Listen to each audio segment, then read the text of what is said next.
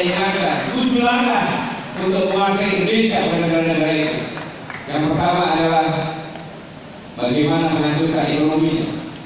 Yang kedua adalah bagaimana mengamankan ketahanan pangan. Bayangkan bertahun-tahun kita yang indah bercocok tanam kata kita tidak bisa wujudkan ketahanan pangan. Itu dibuat agar tidak punya ketahanan pangan. Yang ketiga, film-film ya, yang menghancurkan dan orang rakyat. Yang ketiga, fashion, pakaian.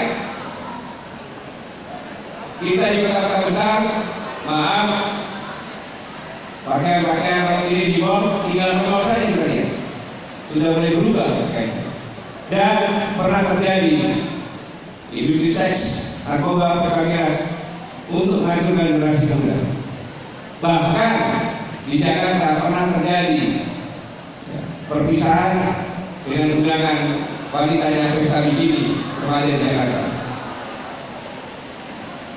dan membuat vision pertentangan seperti yang Pak Rektor sampaikan, paham-paham radikal, separatisme berkembang dengan mudah di sini, dan ada pembiaran. Dan tentu pertanyaannya, kenapa kita kuat? Karena kita punya Pancasila.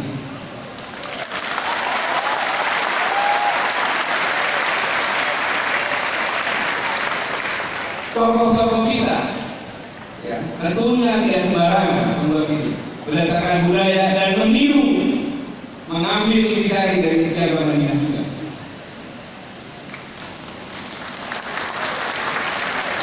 Cara beragamanya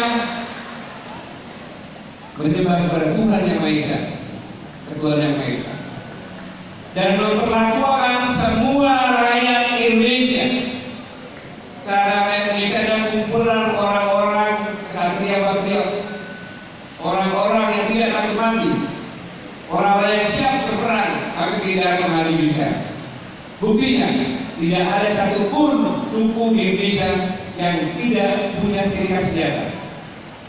Ya, saya kecil dan jauh disembunyikan, bergerak terus sampai ke Papua. Ya, para yang besar itu dilihatkan. Tapi tidak ada satu suku pun yang tidak punya senjata, dan tidak ada satu suku pun yang tidak punya tarian perang.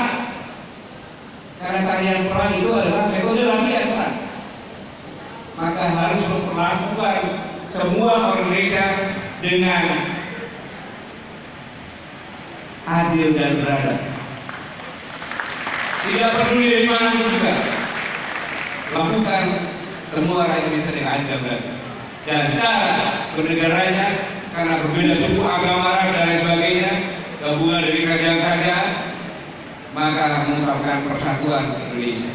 Dan cara berdemokrasi tidak seperti demokrasi sekarang.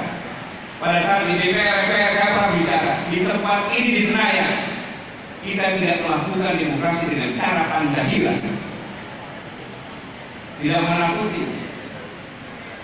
Karena demokrasi Pancasila tidak ada di kalangan, tidak ada di kalangan. Kalau voting ada di kalangan, siapa pilih yang banyak yang menang.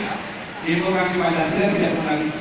Karena demokrasi dan Pancasila adalah kerakyatan yang dipimpin pada hikmah kebijaksanaan dalam pemerintahan kita.